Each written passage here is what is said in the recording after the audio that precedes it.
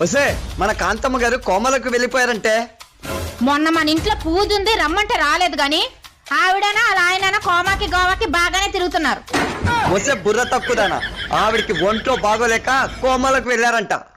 ఒంట్లో బాగోలేనప్పుడు ఇంట్లో ఉండాలి గాని అక్కడికెక్కడికి తిరుగుతారేటండి.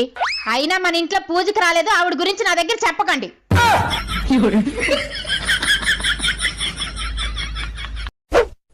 వెళ్ళొస్తాను. సరేనండి. Good morning sir. చెప్పండి సార్. సలీం ఆఫీస్ కి బయలుదేరావా? జస్ట్ ఇప్పుడే బయలుదేరాను సార్. నాకు కొంచెం పని ఉంది, నేను ఒక అరగంటలో వచ్చేస్తా. సరే సార్. అవునండి, ప్రతిరోజు మీ సార్ ఫోన్ చేసి అరగంట లేటుగా వస్తానని చెప్తారేంటి?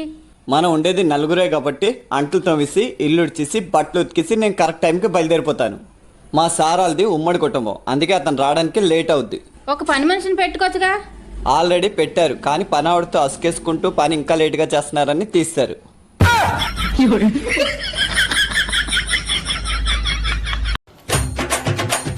బావా పక్కింటి హ్యాపీ న్యూ ఇయర్ చెప్పి రాపో. ఏంది ఇది హ్యాపీ న్యూ ఇయర్ చెప్పి రమ్మంటుంది? అసలు నేనే చెప్పొద్దాం అనుకున్నా. అబ్బా లైన్ క్లియర్ అయినట్లే. చెప్పొచ్చుడు గిప్పొచ్చుడు ఏం కుదిరాయి, నేను చెప్పిరాను. పోయినసారి నువ్వే ఫస్ట్ పోయి హ్యాపీ న్యూ ఇయర్ చెప్పొచ్చినావు, ఈసారి కూడా నువ్వే చెప్పి రాపో. ఫస్ట్ పోయి చెప్పిరాప్ప అని దమ్ చేస్తున్నావు ఎందుకే?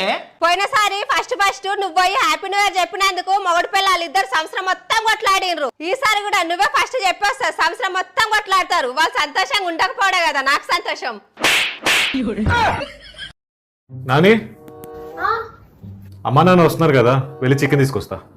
చికెన్ ఎందుకు బాబీ? ఆల్రెడీ వాళ్ళకి కొలెస్ట్రాల్ ప్రాబ్లం ఉంది. నేనే ఏదో ఒకటి సింపుల్ గా చేసేస్తాలే ఇంట్లో. వచ్చేదే ఎప్పుడో ఒకసారి, ఏమవుతుంది చికెన్ తీసుకొస్తే? డైజెషన్ ఇష్యూస్ కూడా ఉన్నాయి కదా, నేను చెప్పేది కూడా అర్థం చేసుకో. నేను వాళ్ళ మంచి కోసమే కదా చెప్తుంది. ఏదో ఒకటి చేస్తాలే, వెజిటేబుల్ పప్పు. సరే మరి, మీ అమ్మ నాన్నకి నువ్వే చెప్పు వెజ్ చేస్తున్నాని, తర్వాత నన్ను మాత్రం వద్దు, ముందే చెప్తున్నా. ఓకే? వచ్చింది మా అమ్మ నాన్న. ప్లీజ్ చికెన్ తీసుకురావు ప్లీజ్. చికెనా? ఎందుకు నాన్న? డైజెషన్, కొలెస్ట్రాల్, హెల్త్, డైట్ ఇవన్నీ ఉన్నాయి కదా, సరేనా? కానీ ఎంత ధైర్యం నీకు? ఆడదానివి, అందులో పెళ్ళానివి, ఉద్యోగం చేస్తావా? అసలు నీకు లత్కూర్ ఐడియా ఇచ్చిన థర్డ్ పార్టీ ఎవరు? పండక్కి బంగారు నెక్లెస్ కొనలేదని భర్తనే నూతిలో తోసేసిన భార్య. అర్రే, భర్తని నూతిలో తోసేపోతుంటే తిరిగి భార్యని నూతిలో తోసేసిన భర్త.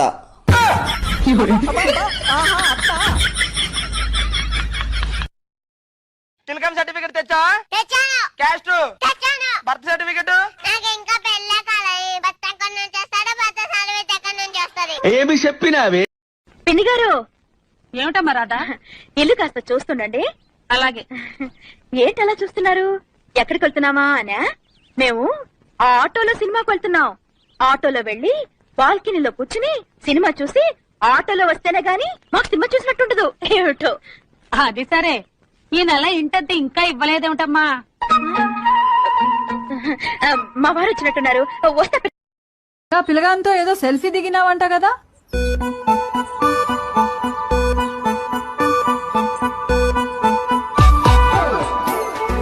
ఒక్క సెల్ఫీ తీసుకుంటే పెండ్లి చేసుకోవాలనా? సార్, నాకు చాలా కడుపు నొప్పి వచ్చేస్తుంది సార్. నేను ఈ రోజు ఆఫీస్కి రాలేను సార్. ఇప్పుడే హాస్పిటల్కి వెళ్ళొచ్చాను సార్. డాక్టర్ గారు ఈ రోజంతా రెస్ట్ తీసుకోమన్నారు సార్. కావాలంటే మా ఆవిడకి ఇస్తాను, మీరే వినండి సార్. సల్మా, కడుపు నొప్పి వస్తుందని చెప్పాను, ఈ రోజు రానని చెప్పాను, నువ్వు కూడా చెప్పు. సల్మా. హలో సార్, నాకు 4th మంత్ కంప్లీట్ అయ్యి 5th మంత్ వచ్చింది కదా సార్. డాక్టర్ గారి దగ్గరికి చెకప్కి వెళ్ళాలి, అందుకే ఈ రోజు మా ఆయన గారు ఆఫీస్కి.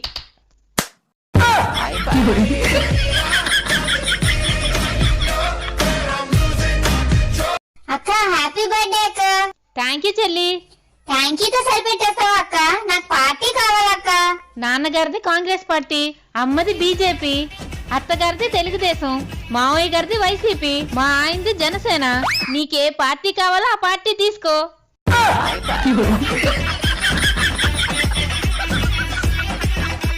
చూస్తున్నారు కదా, నిన్నటి వరకు మన వైజాగ్ లో చాలా వర్షాలు పడ్డాయి. ఈ రోజు మాత్రం క్లైమేట్ చాలా కూల్ గా ఉంది. లైవా? అవును సార్, లైవ్ న్యూస్ నడుస్తుంది. మేడం, నేను లైవ్ లో మా ఆవిడతో ఒక మాట మాట్లాడొచ్చా? మాట్లాడండి సార్. వసే, నేను నీకు చాలా సార్లు ఫోన్ చేశానే, ఫోన్ సైలెంట్ లో పెట్టేసినట్టున్నావు, లిఫ్ట్ చేయట్లేదు. నేను నా ఫ్రెండ్స్ యానిమల్ మూవీకి వెళ్తున్నావు, రాత్రి రావడం లేట్ అవుద్ది, నువ్వు భోన్ చేసి పడుకో.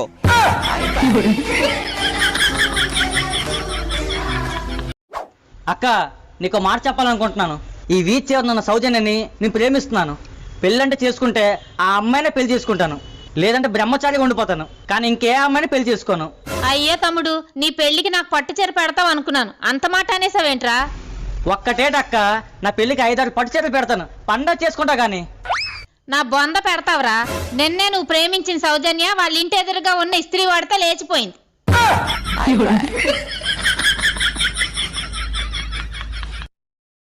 వదిన, ఆన్లైన్ ఎంత అప్డేట్ అయింది కదా, అన్ని వస్తువులు అమెజాన్, ఫ్లిప్కార్ట్, మీషోలో దొరుకుతున్నాయి.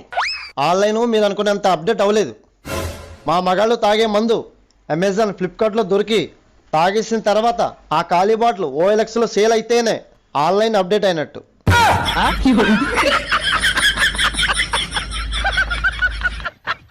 ఎర్ర జెండ నీయలో ఎర్రని జెండా ఏంటే వెరైటీగా తయారై పాట పాడుతున్నావు? ఈ సమాజంలో మా ఆడవాళ్లకు అస్సలు విలువ లేదండి. మా ఆడవాళ్ళ విలువ కోసం పోరాటం చేయడానికి అన్నలతో కలిసిపోతున్నాం. ఏంటే మీ ఆడవాళ్ళకి విలువ లేదా? విలువ లేనిది మా మగాళ్ళకే. బస్సు రష్ గా ఉందనుకో, మా మగాలో నించొని మీ ఆడవాళ్ళకి సీట్ ఇవ్వాలి. అది కాకుండా తెలంగాణ ప్రభుత్వం బస్సులు మీ ఆడవాళ్ళ కోసం ఫ్రీ చేసేసిందే. అది కాకుండా ఆషాఢం, శ్రావణం ఏదైనా వస్తే ఆఫర్లన్నీ మీ ఆడవాళ్ళకే. అది కాకుండా ప్రభుత్వం ఏదైనా పథకాలు పెట్టిందనుకో, దాంట్లో 80% కూడా మీ ఆడవాళ్ళకేనే. అది కాకుండా సంతూర్ సబ్బు యాడ్లో మీ ఆడవాళ్ళకే విలువిచ్చి మీ ఆడవాళ్ళని యంగా చూపించారు కానీ మా మగాళ్ళని చూపించలేదే. అన్నలతో కలిసిపోవాల్సింది మీరు కాదు, మేము.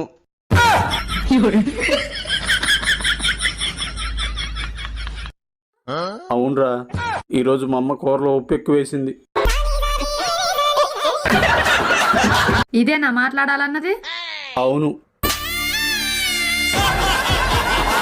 అవును, నువ్వు కూడా ఏదో చెప్పాలన్నా, ఏంటది? నువ్వు నాకు రాసిన లవ్ లెటర్ మా అమ్మ చూసేసింది. అయ్యో అవునా? మరేమంది? రైటింగ్ కొంచెం ఇంప్రూవ్ చేసుకోమంది. ఏంటి, కరెంటు నీటితోనే కదా తయారవుతుంది? అవును, నీళ్లతోనే తయారవుద్ది. మరేటండి, ఏదో ప్యూర్ నెయ్యితో తయారైనట్టు ఊరంత బిల్లు వస్తుంది.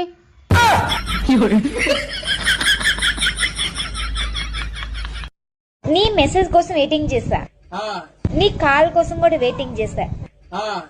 అలా అని చెప్పి నేను నమ్మి నేను చాలా రోజులు వెయిటింగ్ చేస్తా. ఏం చేద్దామంటావు మరి? కానీ మళ్ళీ వాట్సాప్ నేను ఓపెన్ చేస్తే బ్లాక్ చేసావు. అయ్యయ్యో, కాల్ చేస్తే చిచ్ ఆఫ్. ఇప్పుడు నువ్వేమన్నా? చిచ్ ఆఫ్, చిచ్ ఆఫ్, చిచ్ ఆఫ్. ఆ మాట ఏంటి మూర్తి? చిచ్ ఆఫ్, నేను ఎక్కడా చదవలేదు, ఏ సినిమాలో కూడా చూడలేదు. చిచ్ ఆఫ్.